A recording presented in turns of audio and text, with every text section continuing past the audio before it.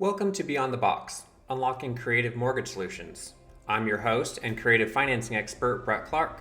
This podcast is for realtors looking to offer more to their clients and loan officers seeking new knowledge. We'll dive into non-QM loans, creative strategies, and trends to help you grow your business and serve clients better. Let's unlock smarter solutions and build stronger partnerships along the way. Ready? Let's get started. Welcome back to Beyond the Box, Unlocking Creative Mortgage Solutions. As always, I'm Brett Clark, and today we are talking about one of the most effective strategies for building wealth in real estate, and that is called leverage. Now, we're going to get into what leverage actually means, but it is super important. So whether you are helping your clients navigate financing or looking to invest yourself, leveraging capital can transform the possible.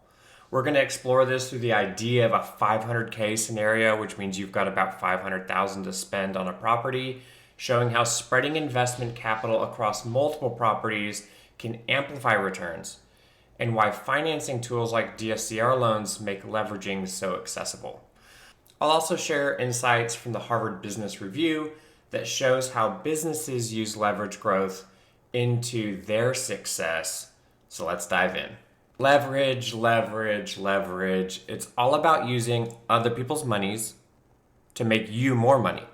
In this case, the lenders, to control more assets and amplify your returns. This strategy works especially well in real estate because properties tend to appreciate over time. You don't just have something like a car that's depreciating and you're throwing money into it, but it's not making you money. In this situation, you're getting passive gains through appreciation, and that also includes rental income increasing year after year. For the scenario that we're going to talk about today, we're going to look at 4% property value appreciation year over year, which is pretty conservative. And for rental growth income, we're going to look at 3% on a long-term rental or 2% per year on a short-term rental for those annual income growths. These are pretty conservative, but they highlight even how modest growth can lead to significant returns when leveraging multiple properties. The key here is by spreading your investment across several properties, you actually multiply the impact of appreciation, rent growth, equity paydown. Instead of owning one high-performing property, you're controlling a portfolio that builds wealth so much faster. So to create a great picture, here's my setup.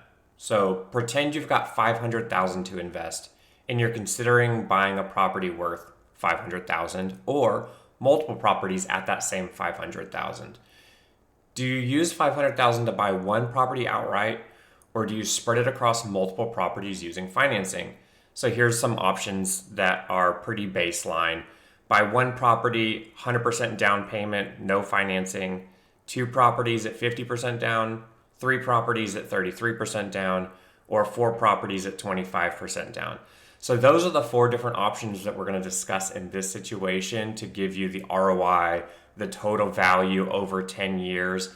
But you can kind of see how you could play with those numbers depending on what the properties are worth and still get very, very similar numbers at the end of this. So let's dive into what those numbers mean inside long-term rentals and short-term rentals. And then inside your head, you could actually see how you could flex those between a couple of them being long-term and a couple of them being short-term to have a well-balanced and diversified portfolio. I want to note that as we get into this, all of the returns are great. Whether it's one property over 10 years or two properties or three or four, the returns are phenomenal inside of real estate because of those growths inside rental income and appreciation. This just shows you how you can scale so much faster and to have these crazy returns on investment that you'll see. So in this scenario, as eye-opening as they may be, we're going to start with the long-term rental. So if you bought one property outright, $500,000, and you looked at your 10-year portfolio value, your one property would be worth about $1.15 million with a return on investment of 130%. And now just looking at that alone is phenomenal. It's solid growth. But if you were to leverage that same $500K across four properties, your portfolio value at 10 years would be $2.4 million. That is more than $1 million greater than what you could have had. You've now doubled in that same period of time with a return on investment of 360 to 375%. And again, eye-opening. Whoa, this is huge just looking at long-term rentals. Let's shift that to short-term rentals where the numbers are even more impressive. A single property purchased outright at that same $500K would now be worth roughly $1.3 million when you think about portfolio, with a return on investment of about 165%. But leveraging across 4 properties brings your portfolio to about $2.5 million and a return on investment between 380 to 400%. That's the wow factor of leveraging. By using financing, you've multiplied the benefits of appreciation, rental income growth, and equity pay down across multiple properties. Instead of relying on one high-performing asset, you spread your investment to control more properties and reap much bigger rewards. These numbers reinforce a simple truth. The more properties you control, the more you benefit from every aspect of real estate investment. Leveraging is what unlocks these gains, especially over the long term. Now let's look deeper into the broader results from both long-term and short-term rental strategies and why they work so well through the lens of the Harvard Business Review. They call it leveraged growth. They say leverage isn't just a tool for real estate, but it's actually a proven strategy for growth across industries. This leveraged growth is where the focus isn't on owning all the assets, but mobilizing resources to achieve maximum impact. And I love that idea of having more impact with diversification. In real estate, this means using financing like DSCR loans to amplify your portfolio's potential. Here's why this works by leveraging.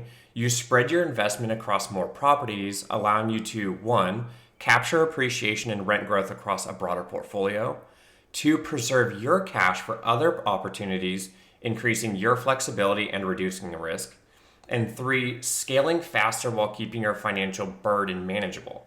For example, instead of using $500,000 to buy one property outright, you could use it at 25% down to purchase 4 properties.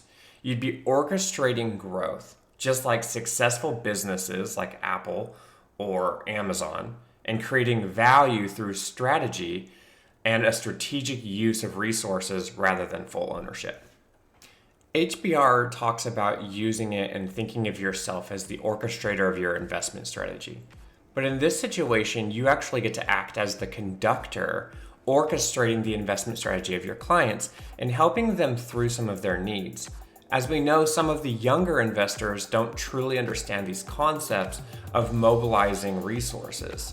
So much like Li and Feng, a company highlighted in HBR for its ability to mobilize global resources for maximum efficiency, just as they coordinate suppliers to meet customer needs without owning every factory or shipping lane, you can leverage DSCR loans for your clients and help them understand how they can grow their real estate portfolio or how you can grow your real estate portfolio without being limited by conventional financing rules. DSCR loans focus on that property's cash flow. That means you can actually scale at a much faster ability or buy all of the properties at the same time because they're not interacting with each other. They are in their own silo, their own loan for approval. That flexibility is essential for investors, and it is essential for you to help them understand that they can build wealth quickly with that same amount of money in competitive markets like it is today. Now, where are the tips at?